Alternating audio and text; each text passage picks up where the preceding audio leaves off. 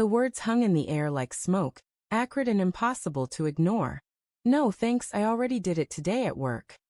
My wife Elise said it so casually, her voice light as if she'd just declined a second helping of dessert. I stood frozen in our kitchen. The hum of the refrigerator the only sound anchoring me to reality. Her back was to me, her hands rinsing a wineglass under the faucet, the water glinting in the dim light. I wanted to laugh, to pretend it was a joke, but the air felt too heavy, my chest too tight. Her words weren't a slip. They were a confession, delivered with the nonchalance of someone who'd already made peace with their betrayal. I swallowed, my throat dry as sandpaper. What did you say? My voice cracked, betraying the calm I tried to project. Elise's shoulders stiffened, just for a moment, before she turned off the tap. She didn't face me. The glass clinked softly as she set it on the counter, the sound sharp against the silence. Oh, come on, David, she said, her tone teasing, but there was an edge to it, like a blade wrapped in silk. You know what I mean. I'm just tired, okay? She turned then, her hazel eyes catching the light. Her smile practiced but not quite reaching her gaze. I searched her face for the woman I'd married 6 years ago. The one who'd laughed until she cried when I spilled coffee on our first date. But this Elise felt like a stranger. Her expression a mask I couldn't read. I nodded, my lips pressed tight, and mumbled something about needing to check my emails. As I retreated to the living room, the hardwood floor creaked under my weight, each step echoing the unease settling in my gut. I sank into the couch, the leather cool against my skin, and stared at the blank TV screen. Her words replayed, looping in my mind like a song I couldn't shake. Already did it today at work. The phrase was absurd, impossible, yet it gnawed at me, a splinter lodged too deep to ignore. Elise had been different lately. Subtle things easily dismissed. She'd started wearing perfume again, a floral scent she hadn't touched since our early days. Her phone was always face down now, the screen lighting up with notifications she'd swipe away before I could see. And her work hours, late meetings, sudden trips to the office on weekends. I'd chalked it up to her new promotion, the stress of managing a team. She'd always been ambitious, her drive one of the things I loved most. But now, those late nights felt like clues I'd been too blind to piece together. I glanced toward the kitchen. Elise was humming softly, the sound drifting through the open doorway. It was a melody I didn't recognize, and that small detail stung more than it should have. I wanted to storm in, demand answers, but my courage faltered.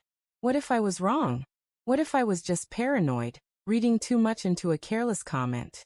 I rubbed my palms against my jeans, the fabric rough against my clammy skin, and tried to focus on the rational. Elise loved me. She'd said it just last week, her head resting on my chest as we lay in bed. But love could coexist with lies. I knew that now. The next morning, I woke to the scent of coffee and the clatter of dishes. Elise was already dressed, her navy blazer crisp, her hair pulled into a sleek ponytail. She looked like she belonged on a magazine cover, not in our modest apartment with its mismatched furniture and chipped mugs. "Morning," she said, flashing a smile as she poured coffee into a travel mug. "Big day today. Presentation to the board." I nodded, my mouth dry. "Late again tonight?" The question slipped out before I could stop it, and her fingers paused on the lid of her mug, just for a second. "Probably," she said, her voice smooth. "You know how it is." She leaned down, kissed my forehead, her lips cool and fleeting. Then she was gone, the door clicking shut behind her, leaving me alone with the weight of my suspicions. I spent the day distracted, my work at the accounting firm a blur of numbers and emails. By noon, I couldn't stand it anymore. I opened my laptop and logged into our shared cloud storage, telling myself I was just checking for an old photo. But my cursor hovered over her work folder, the one she'd told me was just boring spreadsheets. I clicked. Files with cryptic names filled the screen, reports, schedules, nothing unusual. Except one. A PDF labeled dinner_receipt_0423.pdf. My stomach twisted. We hadn't gone out for dinner in months. The receipt was from a restaurant downtown, a place far too upscale for a work lunch. 2 entrees, a bottle of wine, and a date, 3 weeks ago, when Elise had said she was working late. I stared at the screen, my pulse loud in my ears. It could be a client dinner, I told myself. But the truth was a shadow creeping closer, its edges sharpening with every breath. That evening, I waited for her.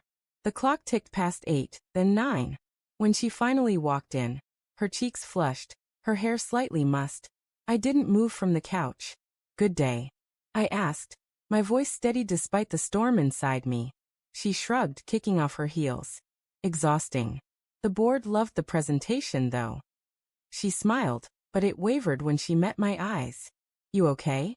I held up my phone, the receipt pulled up on the screen. "Who'd you have dinner with 3 weeks ago?"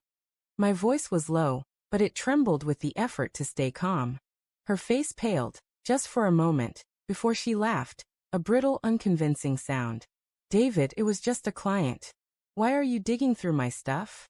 She crossed her arms, her posture defensive, but her eyes darted to the side, avoiding mine. "Elise," I said, standing now, my hands shaking. "Last night, you said you already did it at work. What did you mean?" The question hung between us, heavy and sharp, like a guillotine waiting to fall. She opened her mouth, then closed it. For the first time, I saw fear in her eyes, not guilt, but fear of being caught. "I told you I was tired. I didn't mean anything by it." "Stop lying," I snapped, the words bursting out before I could stop them. "Just tell me the truth, Elise. Who is he?" The silence that followed was deafening. Her lips parted, but no words came.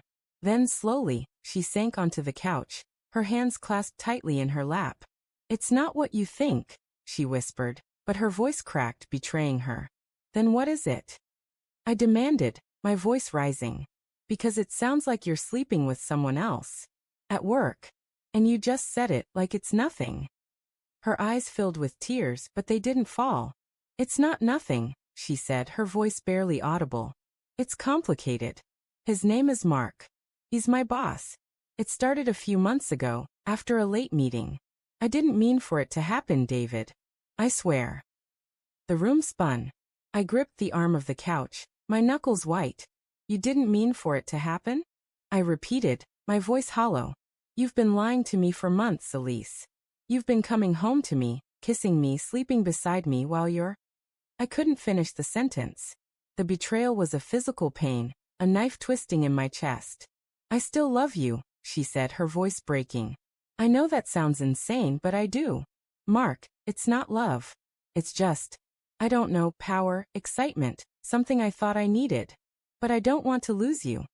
I stared at her, the woman I'd built my life around, now a stranger unraveling before me. Her words were a lifeline, but they felt like a trap. Love wasn't enough to erase the images flooding my mind. Her with someone else, her laughter shared with him, her body not mine. I wanted to scream, to forgive, to walk away, all at once. "Then why?" I asked, my voice raw. "Why didn't you tell me? Why didn't you stop?" She looked down, her fingers twisting together.